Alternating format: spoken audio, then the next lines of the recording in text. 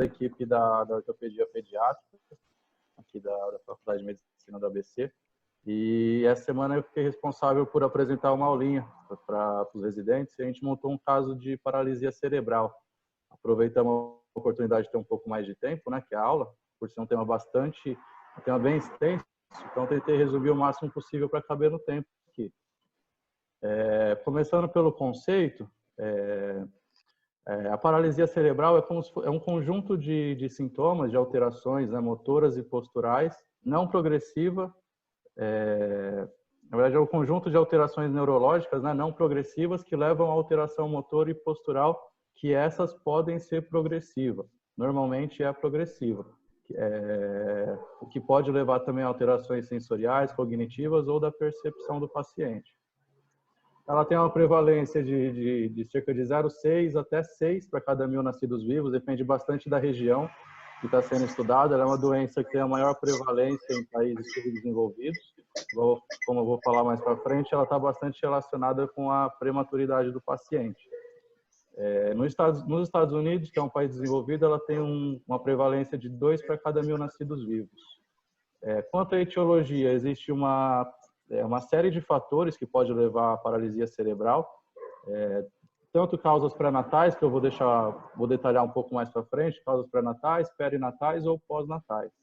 Entre as causas pré-natais, as principais são as infecções, né, intrauterinas, aquelas infecções virais que conseguem passar pela placenta, que são os TORCHs, né, principalmente a rubéola, a toxoplasmose e o citolomegalovírus. Além das malformações do próprio feto, do próprio embrião. As causas perinatais, a maioria, na verdade todas elas estão relacionadas à anóxia, né, do paciente no período durante o parto, seja ele por falta de oxigênio mesmo ou por falta de hemoglobina para carregar esse oxigênio até o cérebro.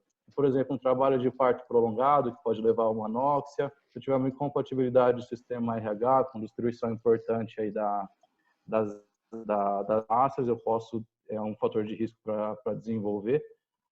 Ou fatores relacionados à prematuridade, que estudos mostram que se trata de um principal fator de risco para o desenvolvimento da paralisia cerebral. E as causas pós-natais pode ser também uma ampla etiologia, entre as principais pode ser por infecção, como meningite, meningoencefalite, traumatismo, pode estar relacionado a acidentes vasculares, outros. Como eu tinha falado, essa é bastante relacionada com a paralisia cerebral, e isso mostrou em nascidos com peso menor do que 1,5 kg, né? São aqueles de baixo peso, eles apresentam uma prevalência de 90 casos para cada 1.000 nascidos vivos, enquanto que naqueles nascem com peso adequado, acima de 2,5 kg, a prevalência é de 3 para cada 1.000, ou seja, uma diferença bem significativa. Os gemelares, ele concluiu no estudo que também apresentam 12 vezes mais risco que em gestação única. E ele relata que isso possivelmente pode estar relacionado com o baixo peso do nascimento, que crianças, né, gemelares, tendem a nascer com peso um pouquinho menor do que gestação única. O diagnóstico ele é feito de forma clínica, começando pela identificação dos fatores de risco, como infecções maternas durante o pré-natal. Ela sempre vem acompanhado com atraso no desenvolvimento neuropsicomotor. Posso ter a persistência, um prolongamento aí desses reflexos primitivos, eles demorariam mais a desaparecer, ou eu posso ter o paciente já normal com a ausência dos reflexos primitivos. Ou seja, a paralisia cerebral não depende da persistência dos reflexos. Posso ter paciente paralítico com paralisia cerebral e com ausência dos reflexos primitivos. Eu posso ter ou não aparecimento de reflexos patológicos também. Aqui eu coloquei alguns marcos de desenvolvimento para a gente, que assim, é o principal quesito que a gente consegue avaliar no paciente, né? Já que a maior parte dos paralíticos cerebrais, eles têm um acometimento motor. Então, esses marcos são dos mais importantes para a gente conseguir fazer um diagnóstico no paciente. Ele consegue o controle cervical em cerca de 3 meses, consegue sentar sozinho em cerca de 6. o ortostatismo em cerca de 10 e começa a deambular com cerca de 12 meses. A gente espera essa evolução em um paciente normal, sem atraso do desenvolvimento. Se começa a passar muito desse período, a gente começa a pensar em alterações neurológicas, né, que pode estar acarretando esse atraso. A paralisia cerebral ela apresenta bastante lesão associada, são muitas vezes lesões, assim, alterações graves até do ponto de vista do paciente. Uma das principais delas seria a crise convulsiva, que pode estar presente até 30% dos pacientes. Alteração da sensibilidade também pode estar presente em cerca de 40%. Alterações dos pares cranianos, como estrabismo, cegueira, surdez, também pode estar presente. E o retardo mental, apesar de ser significativa, né, a porcentagem de casos aí que os paralíticos apresentam, chega de 30%, mas a gente vê que a grande maioria deles não apresenta nenhum tipo de retardo mental. Seria apenas o retardo do desenvolvimento neuropsicomotor. Coloquei algumas classificações, essas são as classificações utilizadas mais antigas, né, que era em relação à classificação topográfica. Ela pode ser dividida em 5 tipos principais. Seria a monoplegia, quando tem o acometimento aí de apenas um membro. Normalmente é o membro inferior, um dos membros inferiores está acometido.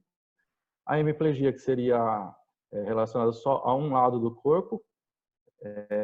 Essas duas são caracterizadas por ser de evolução mais favorável, né, que não tem o acometimento como um todo do paciente.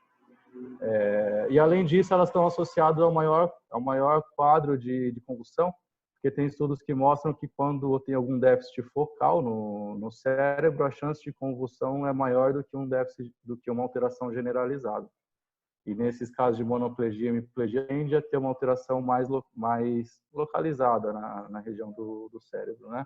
A paraplegia, que seria o déficit exclusivo dos membros inferiores.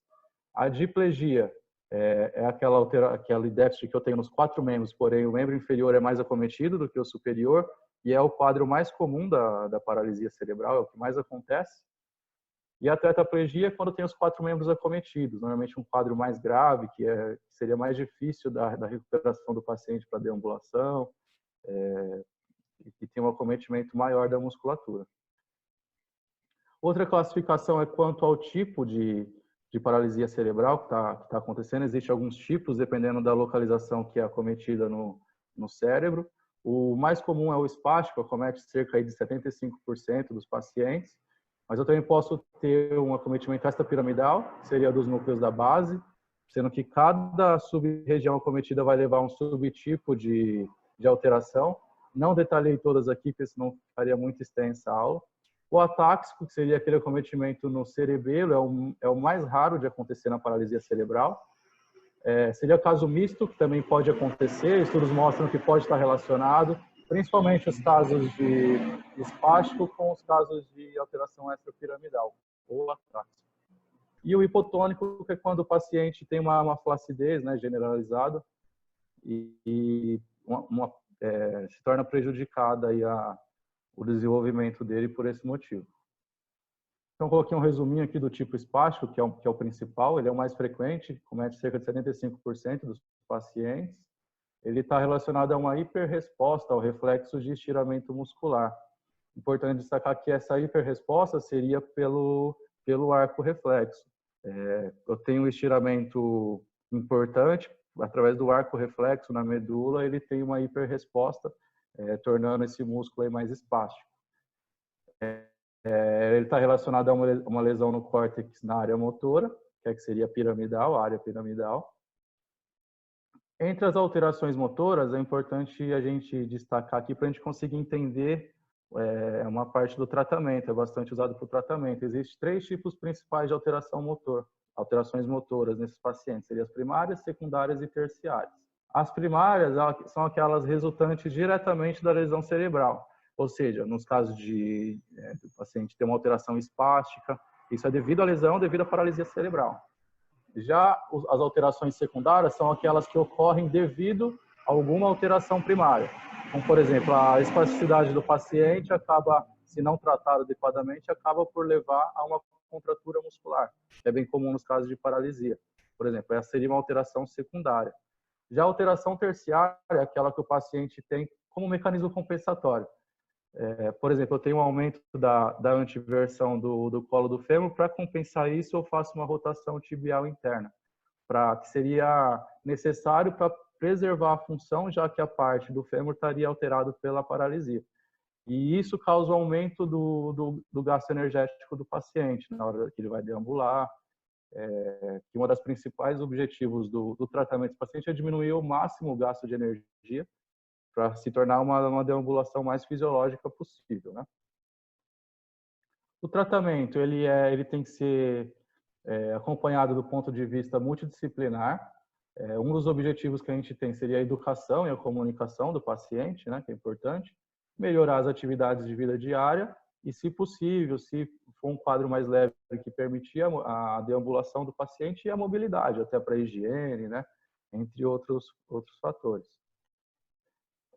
Aqui eu coloquei alguns tipos de tratamento, a gente dividiu por causas, por deformidade, primária, secundária e terciária, por isso que é importante a gente entender bem essa parte.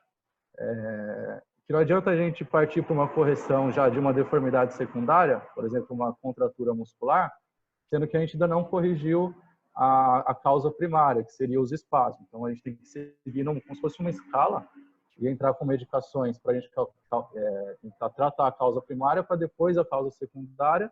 E em muitos casos, muitas vezes não é nem necessário tratar a deformidade terciária, que ela seria uma compensação da primária e da secundária. Então, a gente corrigindo primária e secundária, muitas vezes essa terciária tende a sua melhora também. Então, aqui, para tratamento das causas primárias, a gente tem alguns que seria, normalmente, na paralisia cerebral, é uma paralisia espástica, né, cerca de 75%.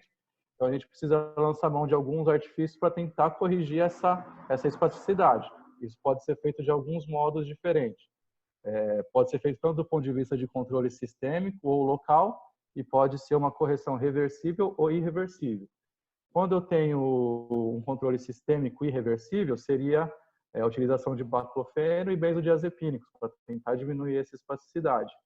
O controle sistêmico irreversível seria uma risotomia dorsal seletiva, que seria uma secção, né, da raiz nervosa. Essa raiz ela é sensitiva, justamente para evitar aí o arco reflexo desse paciente após o estiramento.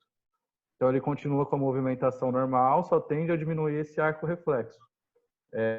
O controle local irreversível seria através do Botox, né, a toxina botulínica, ou bloqueio fenólico, e o controle local irreversível são através de cirurgias mais seletivas. Entre as causas secundárias, para o tratamento, a gente pode lançar mão da fisioterapia para reabilitação muscular, ou terapia ocupacional, com uso de órtese, além de outras, ou lançar mão de cirurgias para deformidades específicas. Um pouquinho sobre a marcha. Quando uma das primeiras coisas que eles querem saber é sobre o prognóstico do paciente. Se ele vai conseguir andar, ter uma história. Isso é importante a gente ter conseguir explicar para os familiares uma super expectativa que muitas vezes não pode ser conseguida. E aí na cabeça dos familiares seria por alguma falha médica. Então, por isso que é interessante já deixar claro os objetivos, até onde a gente consegue chegar para o paciente. O principal fator para a decisão se o paciente tem capacidade de marcha ou não seria a idade de aquisição da postura sentada, que seria o controle do tronco, né? Alguns estudos mostram que quando o paciente consegue consegue se sentar até os 2 anos de idade, ele tem uma boa chance de evoluir para marcha. Enquanto que se ele chega a 2 anos de idade e ainda não tem controle do tronco, não consegue se sentar, a chance tende a diminuir. Quanto mais passa desse tempo, menor é a chance. Então, aqui evolui para bom prognóstico, né, que seria o apoio cefálico até 9 meses, como eu mostrei, o mais comum é até 6 meses, sentar até os 2 anos de idade, normalmente ele conseguiria já com 9 meses, se ele não tivesse um atraso, e engatinhar até os 30 meses. que ele conseguiria fazer até cerca de 9 meses, se ele não tivesse um atraso do desenvolvimento. Além disso, também depende, obviamente, do nível, né, de comprometimento motor. Quanto mais avançado esse déficit, menor a chance dele conseguir a deambulação. E o grau de comprometimento dos membros superiores, aí seria principalmente se ele tem um déficit que necessite de locomoção cadeira de rodas, por exemplo. Então, o grau de comprometimento que ele tem nos membros superiores também vai influenciar na deambulação dele. Além do nível de retardo mental que o paciente apresenta, que também pode ser um empecilho para a deambulação. Embora normalmente não está relacionado ao retardo mental, essa falta de marcha. Normalmente é relacionado ao desenvolvimento neuromotor mesmo. Aqui eu coloquei alguns pré-requisitos para a gente tentar entender como que é feito aí essa marcha, como ela deve ser feita para se usar o mínimo possível o gasto energético do paciente. Então, o contato inicial que o paciente faz ao solo tem que ser realizado com a parte do calcanhar, com o retropé. Na fase de apoio, ele precisa ter uma estabilidade, principalmente no apoio. A fase de apoio subdivide em dois tipos, seria apoio monopodal e apoio bilateral. E essa estabilidade principalmente, a gente precisa especialmente dela na fase de apoio monopodal, senão a gente evolui com desequilíbrio. Uma liberação adequada do pé na fase de balanço, desculpa. Ou seja, eu preciso de uma força na parte posterior da perna, do sural, do gastrocnêmio, para conseguir fazer essa flexão plantar e eu conseguir liberar o pé adequado para a fase de balanço. O comprimento adequado do passo e a conservação de energia o máximo possível. Aqui eu coloquei uma classificação de Hoffer, que ele também utiliza na paralisia cerebral, quanto à capacidade de deambulação do paciente.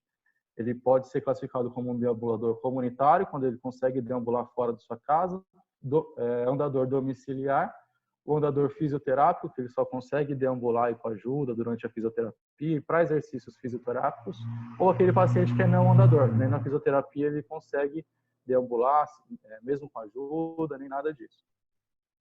Aqui eu coloquei a classificação do GMFCS, que é uma das que a gente mais utiliza atualmente, e ela é classificada em 5 tipos.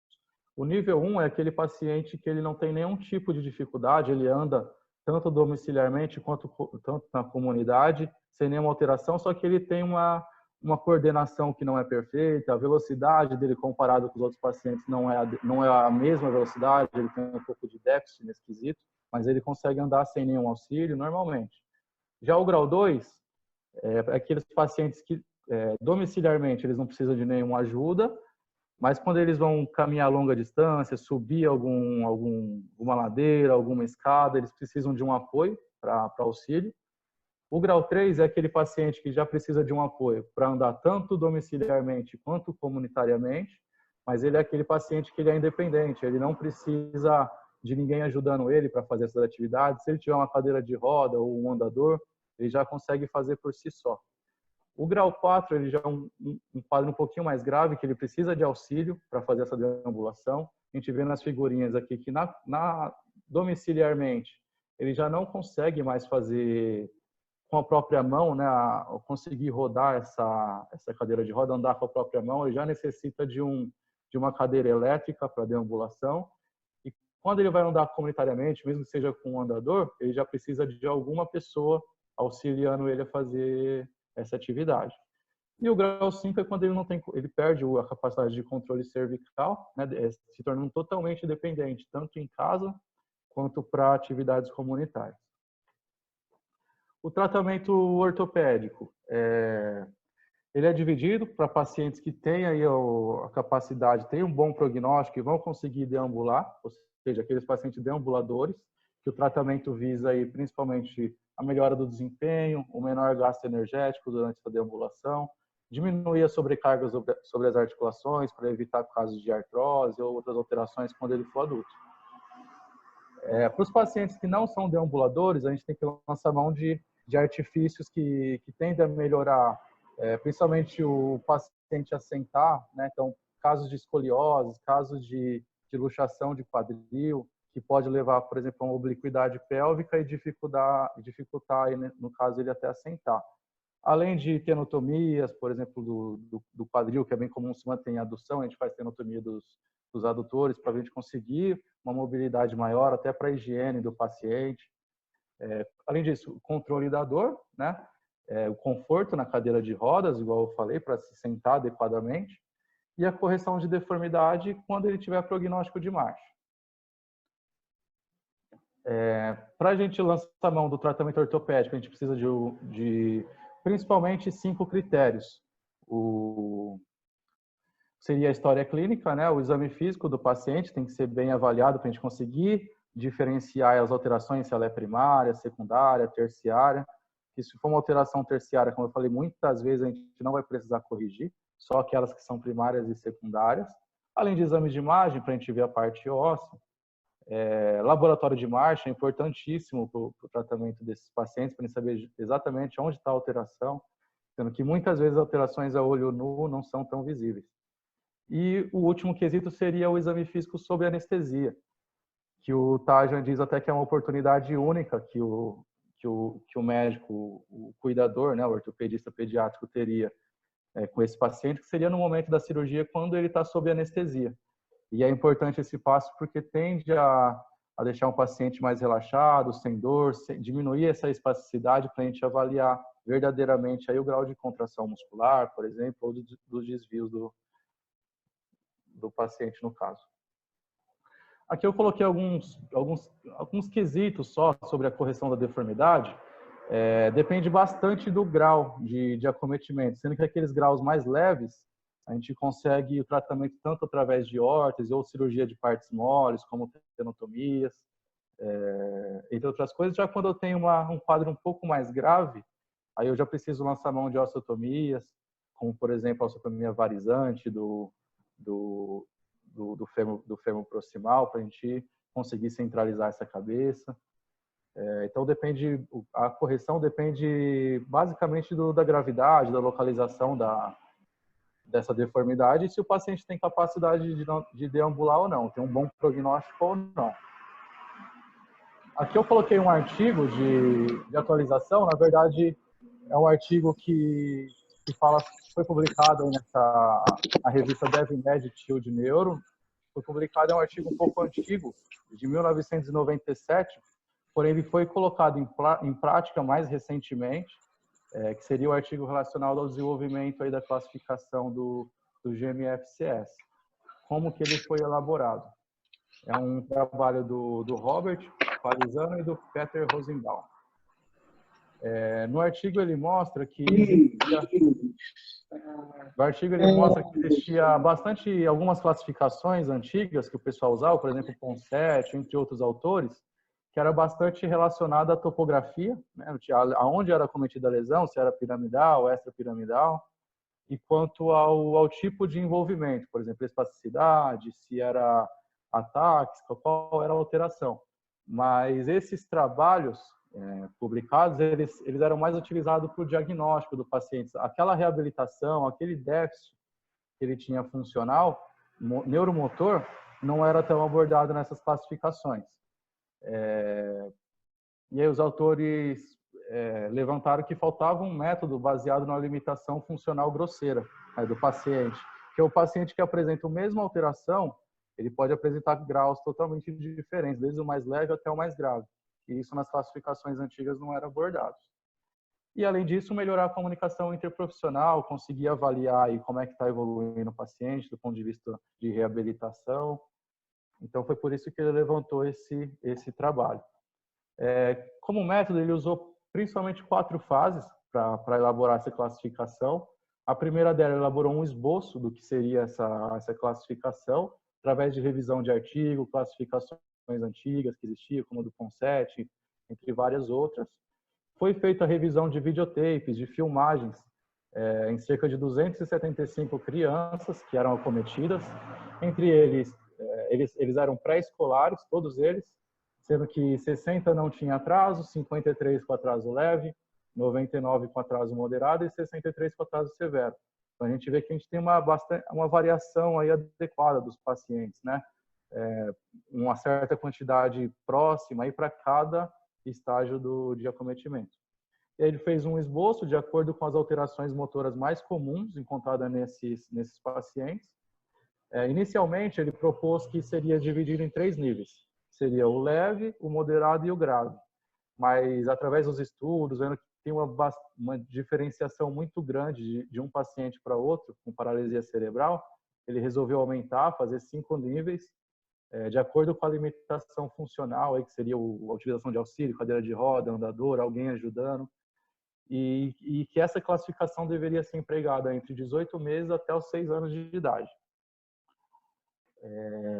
A segunda fase desse trabalho ele chamou de processo de grupo, em que ele pegou esse esboço de classificação que ele tinha levantado e foi enviado para análise de terapista ocupacional, que é quem faz a reabilitação desses pacientes, ou até terapeutas médicos.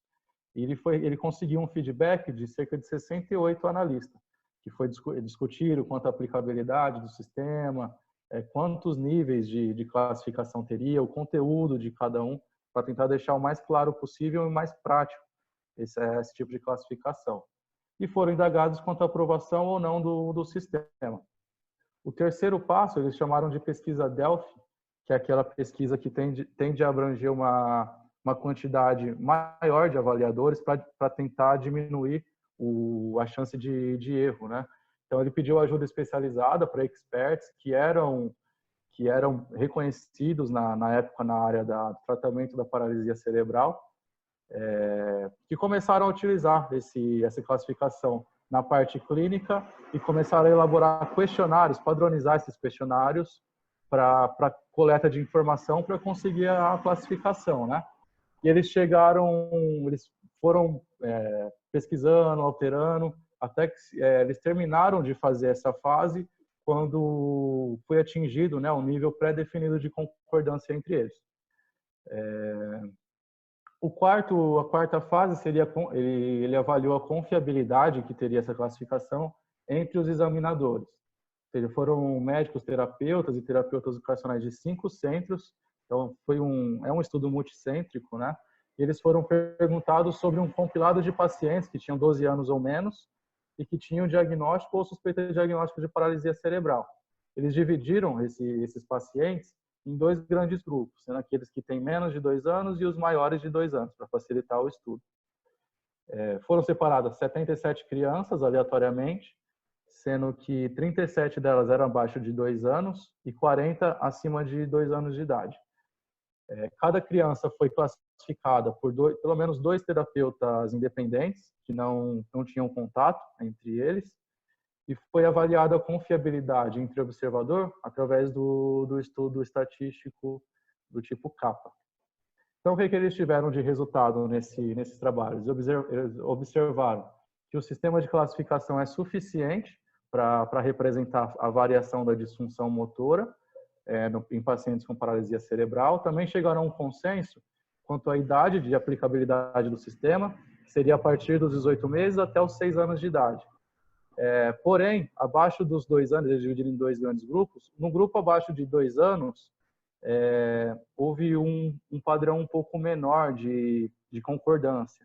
Então, eles chegaram à conclusão que até os 2 anos, embora esses sistemas tenham uma boa validade, é possível, fique claro, mas abaixo dos 2 anos seria mais difícil de fazer essa classificação.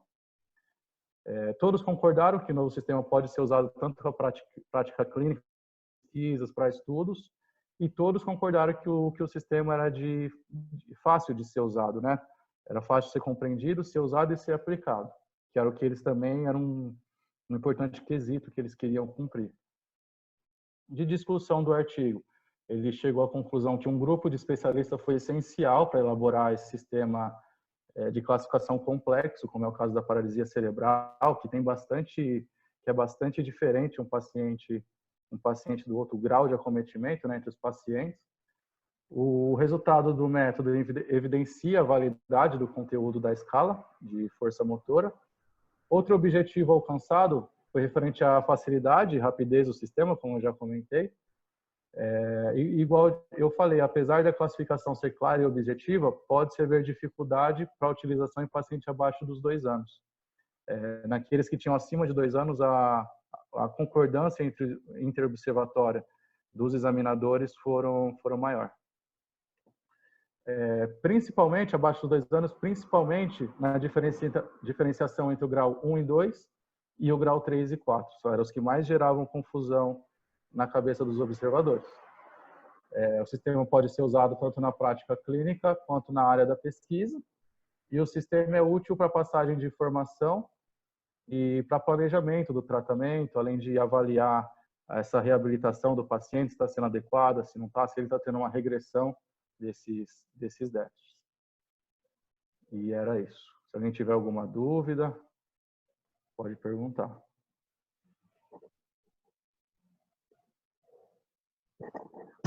Pessoal, vocês estão me ouvindo? Tem alguma dúvida?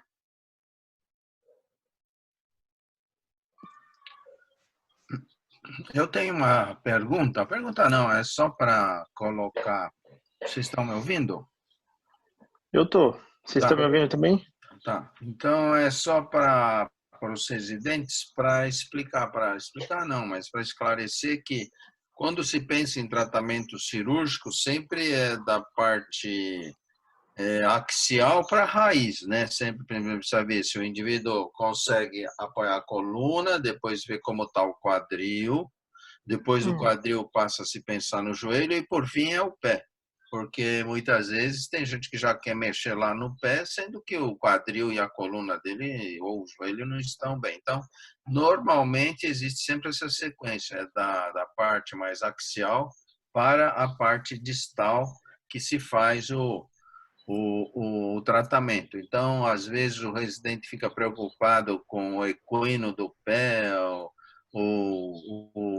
a deformidade que ele tem no pé, sendo que o quadril e a coluna não tem nenhuma estabilidade, ou o joelho tem uma flexão, uma posição que dificulta todo o tratamento. Então, é só para vocês, para poder deixar claro para vocês que existe isso e alguém pode perguntar eventualmente numa prova como é a sequência do tratamento. Era isso só. Professor, posso fazer algumas considerações? Pode. Estão me ouvindo? Vontade. Então, primeiro, eu queria fazer alguns comentários, né? Geralmente, assim, quando você não tem o ortopedista pediátrico, o ortopedista em geral, ao se deparar com uma doença neuromuscular, com uma paralisia cerebral, mielo, ou qualquer outro tipo, já liga o botão do pânico, né? Não é necessariamente, e dá para se criar um roteiro de linha de raciocínio para ajudar esses pacientes. Então, primeiro, tentar diferenciar se vai ser deambulador ou não.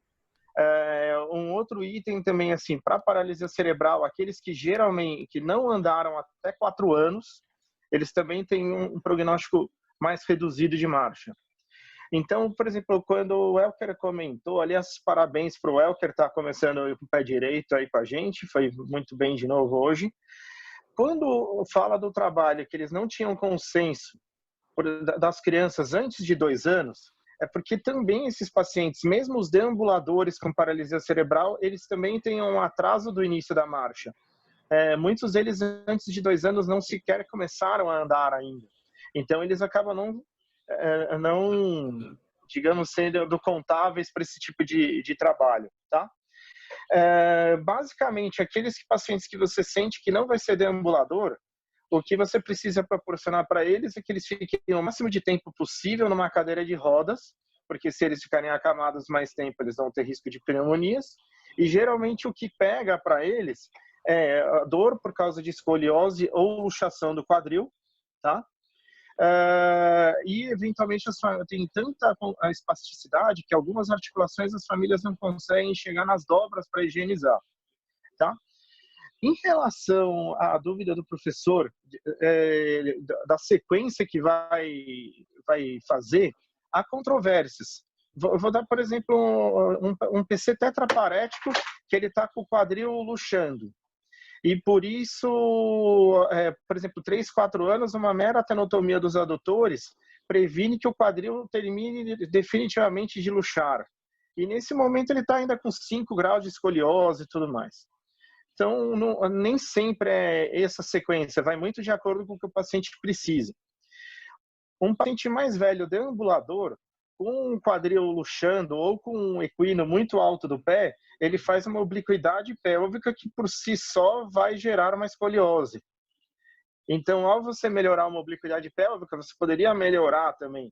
Mas a gente pretende ainda em outras aulas do ano fazer uma aula mais direcionada a exame físico, especialmente na paralisia cerebral, e talvez alguma outra mais de quadril e deformidade do joelho e do pé.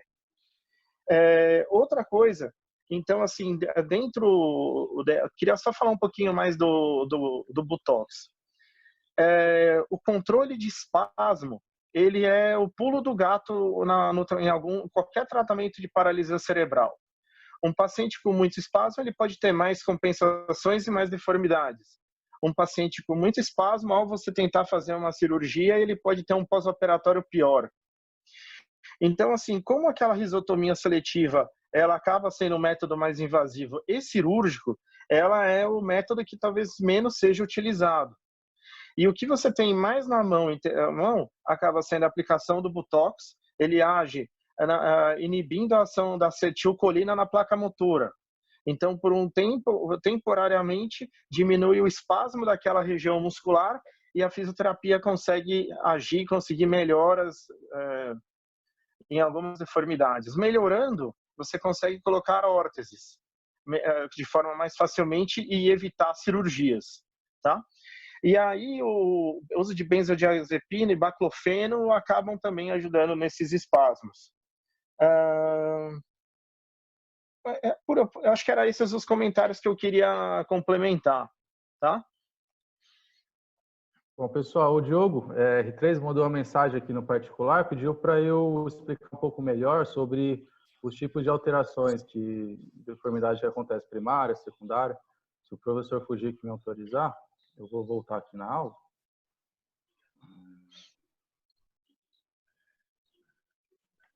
Mas eu deixei... Então, Diogo, aqui são 3 principais deformidades de acordo com a ordem de aparecimento, né? Por exemplo, nas alterações primárias, são aquelas que estão relacionadas diretamente à lesão cerebral. Por exemplo, eu tenho uma lesão cerebral, na maioria dos casos, na maioria das vezes, eu vou evoluir com a espasticidade. Então, essa seria uma alteração primária, a espasticidade. As outras seriam alteração do equilíbrio, se eu tiver acometimento cerebelar, por exemplo. Essas alterações, a espasticidade, alteração do equilíbrio, vai acabar levando a alterações secundárias. Por exemplo, eu tenho uma espasticidade muito grande, isso vai acabar acarretando uma contração muscular maior do que o necessário, e isso vai levar a uma alteração secundária. Além disso, alteração no braço de alavanca, se eu tiver alterações, por exemplo, no quadril, luxação de quadril, ou outras alterações articulares. Tá? Então, por exemplo, eu tenho um paciente espástico, que seria uma alteração primária, que está evoluindo para uma contratura muscular, que seria uma alteração secundária devido ao espasmo. Já a terciária é aquela que o paciente desenvolve para conseguir manter a função do membro. Por exemplo, eu tenho um aumento da antiversão do fêmur, a tíbia, para tentar manter essa deambulação normal, ela tende a rodar internamente. Sendo que se a gente conseguir corrigir aí essa anteriorização da cabeça do fêmur, a tíbia tende a voltar ao normal. Não é causada por alterações propriamente neurológicas, é aquela alteração compensatória. Então, muitas vezes, a gente não tem que abordar. Pessoal, eu tenho até um outro exemplo mais simples. Vamos pensar o seguinte: ilho-psoas e isquiotibiais fizeram uma contração. Está com espasmo a musculatura do isquiotibial e do psoas, e do reto femoral também, primário. Secundariamente, o paciente ele vai fazer algum tipo de marcha em agachamento. Então, ele vai dobrar mais o joelho e mais o quadril para conseguir fazer essa marcha. Os anos vão passando, ele vai andando com mais contratura no joelho, ele eventualmente pode criar uma deformidade em flexão do fêmur distal, que seria um mecanismo terciário. Então, isso vai ser tudo uma progressão. Tá? Então, pensa primeiro, contratura da musculatura. Então, essa contratura secundariamente produziu uma contratura em flexão do quadril e do joelho. Em terceiro, com isso, o paciente vai fazer uma marcha em agachamento e, com o tempo, pode criar também uma deformidade óssea. Deu para entender um pouquinho mais? Professor, tem uma dúvida. Vocês estão me ouvindo? Opa.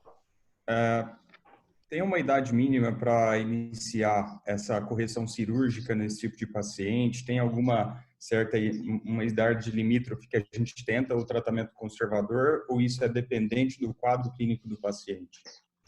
Você está pensando em alguma deformidade em especial ou geralzão também mesmo?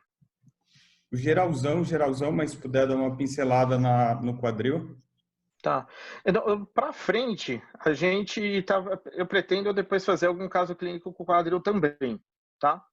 Mas assim, o que acontece especialmente no quadril? Muita contratura, especialmente nos adutores, tá? Aí, a contratura em adução faz com o tempo diminuir o ângulo cérvico-diafisário, a cabeça do fêmur vai lateralizando e luxa. Então, tem um índice que chama Heimers. E esse índice de Heimers, ele calcula a porcentagem de cobertura da cabeça do fêmur, e associado a isso, você tem as contraturas em adução do quadril. Então, por exemplo, um paciente que já está a meados de 80% de falha na cobertura, com menos de 25 graus de abdução do quadril, poderia ser candidato a uma tenotomia dos adutores.